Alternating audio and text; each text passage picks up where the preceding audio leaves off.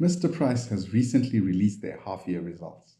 In this episode, we're going to generate some insights that you could use to decide whether you want to invest in Mr. Price or not. I'm Patizwe, and welcome to Changing Globes.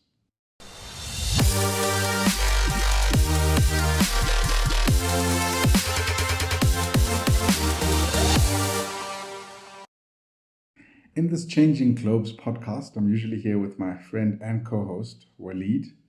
Waleed is relocating, so we're no longer going to be staying near each other. So we are thinking about how to keep the longer format and how we're going to keep producing the content that we want to produce going forward with us being in different cities.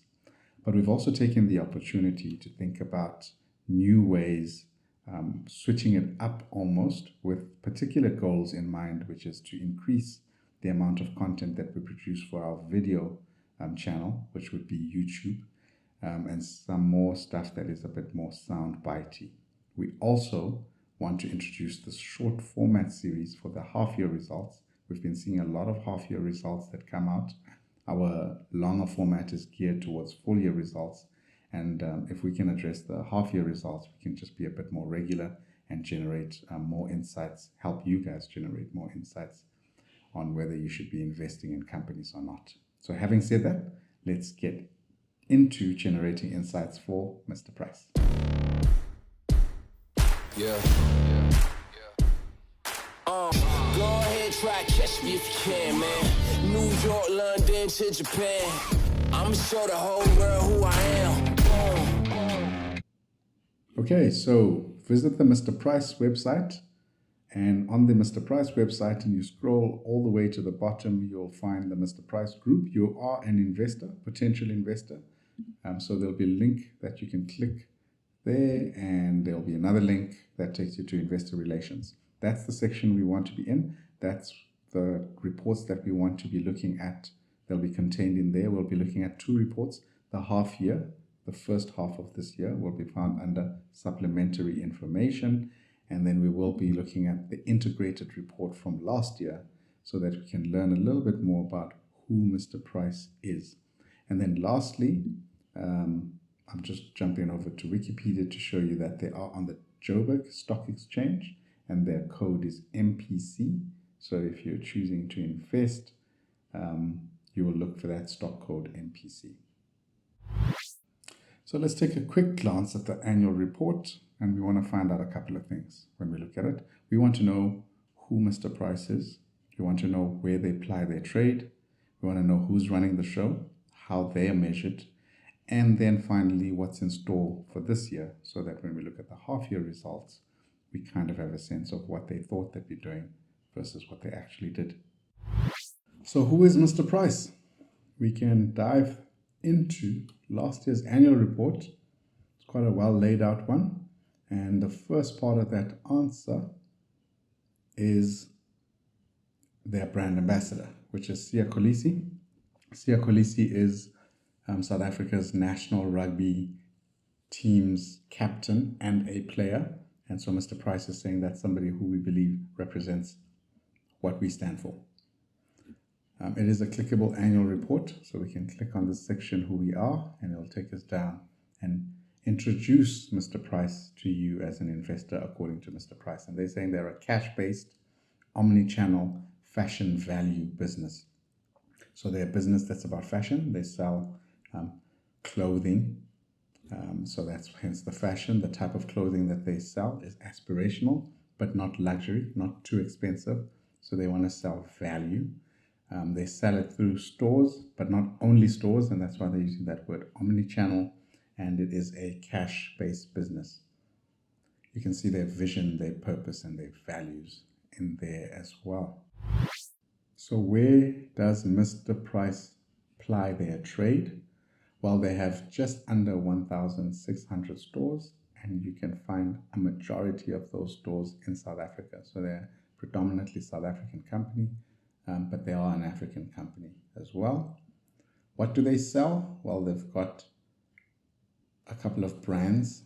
Mr. Price and all of its divisions can be represented by that brand over there, Mr. Price with the cap, and then a red word for the subdivisions. And then they have standalone brands that they've acquired over time. Sheet Street, Miladies, and very recently Power Fashion. And when we dive into the interim results, we will see that they also have Yuppiechef. So in the next annual report, we expect to see a standalone for Yuppiechef over there. So who is running the show at Mr. Price? For that, we click on this section, how we govern, in the annual report.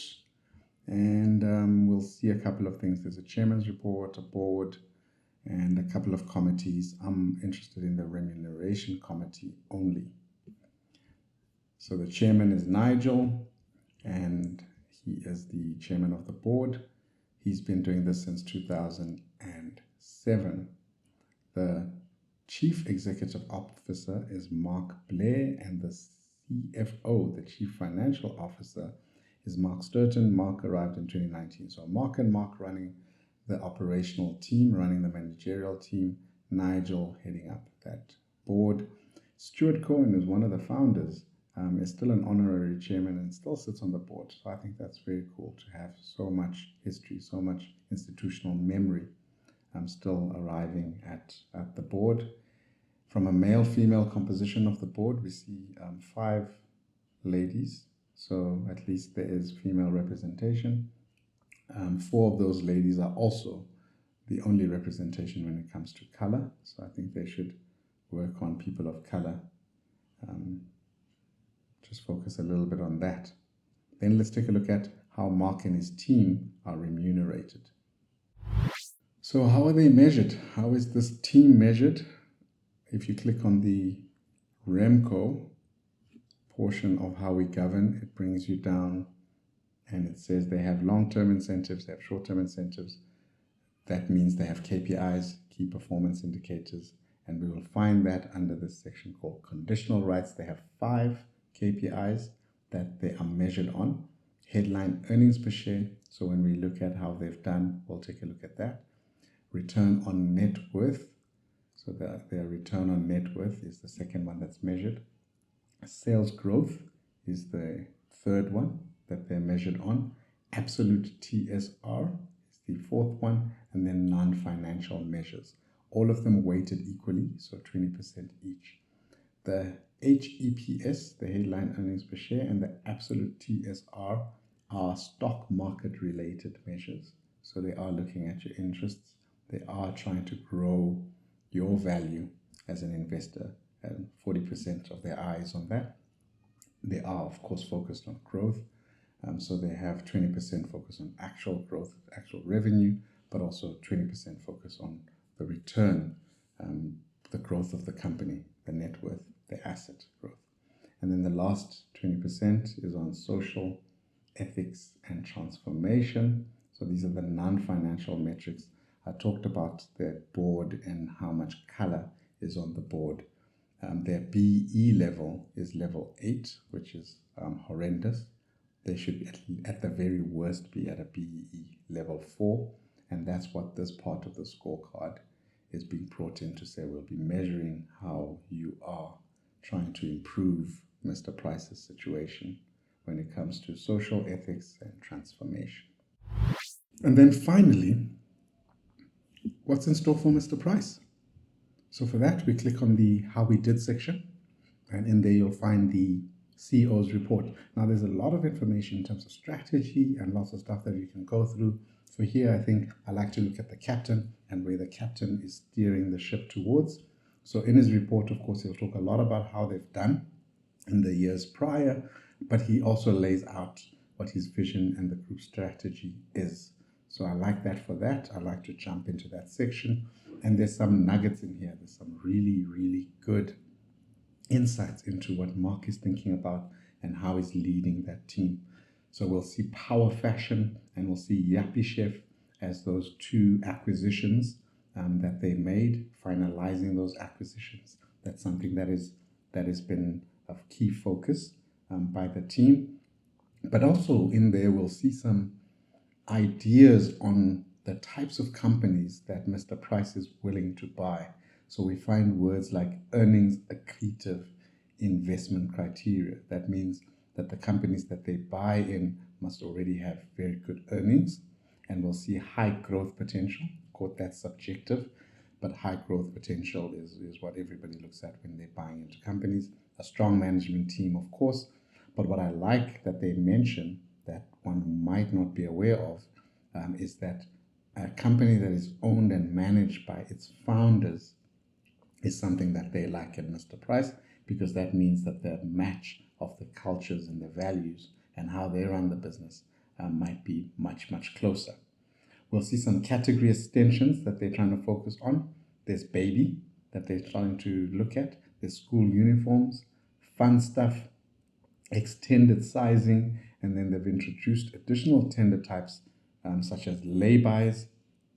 So yes, it's a cash-based business, but we can see some lay-bys coming in. And then there's that RCS card acceptance, which means they are getting into strategic partnership with RCS, hoping that they'll give their customers a bit more convenience. So when we look at the interim results, that's what's on Mark's mind, and that's kind of what the captain of the ship, together with his managerial team, will be focused on executing when it comes to the strategy. Now that we have an understanding of who they are and where they're headed, let's now dive into how they've done for the first half of this year. And for that, we're going to open up the interim results. In here, we're going to be looking at what their return on equity has been so far, how profitable they've been, what their debt ratio is, and what their stock market presence is, because these are the things that we know they're being measured on. So you can open the interim results. That's supplementary information that we found on their website. This is kind of what the report looks like. It'll go through and give you a little bit of a heading. The press release that went out that informed people like myself that the half-year results are now available. Any cash dividend declaration. So if you are already a holder of those shares, you can find out how much they'll be paying out over there. And then what we're interested in is these unaudited results. And in particular, it's going to be the first two documents. So the statement of financial position, otherwise known as the balance sheet, and then the statement of comprehensive income, otherwise known as the income statement.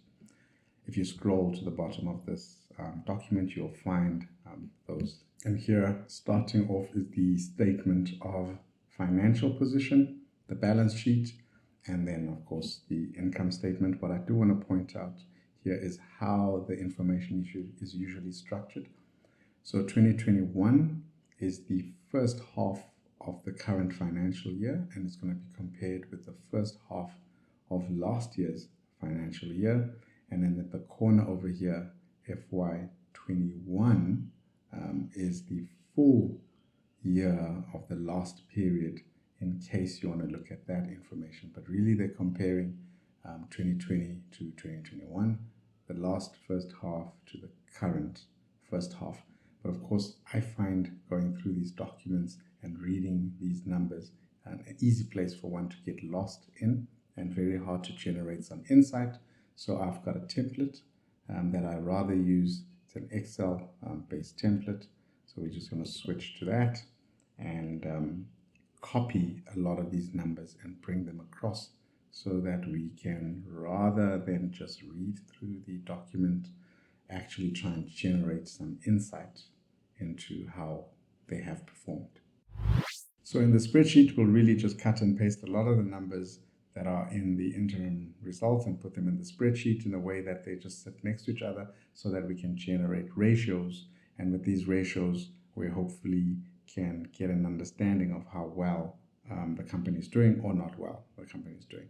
The first ratio I want to focus on is the return on equity, and that one's looking good. Return on equity takes the net profit and it divides it by the equity that the company has, and that return on equity we can see has improved from 7.5% to 10%. So that's a big thumbs up over there. The gross margin is down, so 45% was the gross margin, and it's down to 42%. Gross margin is how much the company sells products for versus how much they bought them for, and that margin is the profit, the gross margin. It's shrunk a little bit, which tells us that their suppliers are starting to charge them more, and they are in turn unable to increase the prices for their customers by that much. So that's shrunk a little bit. So you want a mitigating factor to that. So if the gross margin is down, you need to be doing something drastically different to absorb that blow, and they are doing something different, which is in the operating margin. So the way they run the company, the operating expenses, they've got a good handle on that. In fact, such a good handle that their operating margin has increased by about 1.5%. So they've lost about 3% on the gross margin, but their operating margin has improved by about 1.5%. And the overall result is that net margin, which has improved by just under 1%. So overall, in terms of profitability, they are doing exceptionally well. The next ratio that I want to look at, and I'll dive into, is the debt ratio. They make the statement in their interim results that they're in a good cash position. And this is the debt ratio is one of the things that you look at to see, is it really true that they're in a good cash position? And they are. Between 70 and 80% is where companies like to keep their debt ratio. They here at Mr. Price are below 50%. That means if they want to grow, if they want to acquire more businesses, and we saw the criteria of the types of businesses that they want to acquire, they can fund that acquisition through debt without having to come back to you as a shareholder and ask for more money. So that is a great position that they're in terms of their debt ratio. And then the last one that I want to talk about is the market ratios, and in particular the headline earnings per share. That one has dropped. It was at 2.6%. Their earnings yield, and their earnings yield is now down to 2.2%.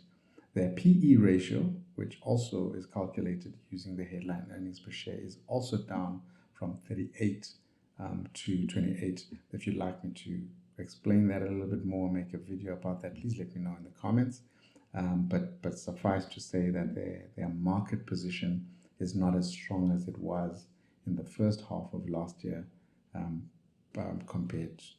It's not as strong this year as it was in the first half of last year. So a little bit of improvement that they'd have to focus on there. Okay, so let's bring it home. Wrap it up. That's Mr. Price. What's Greenlight about them? What are they doing absolutely well? What's Amberlight? What are the things that they're still going to do, but we can trust they'll knock it out of the park? And what is Redlight? Things that they really should focus on that's not leaving a good taste in our mouth. On the Greenlight side, I think the operating margin execution has been brilliant. The fact that your gross margin is coming down and you're able to squeeze on your operating expenses to an extent that you don't affect that net margin, that's a very, very big tick on their scorecard. Very good green light there. The Amberlight, what are they focusing on?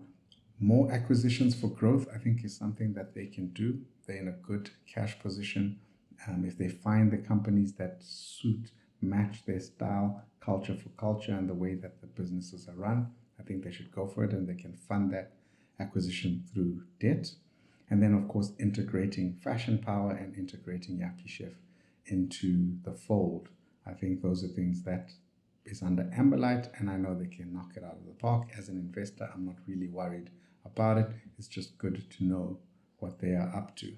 And then the Redlight side, I did talk about their BEE level. Their triple BEE level is at level 8, and at a minimum, it should be at a level 4. So that is not a good score. I think that's something that they can focus on. We can see it at board level.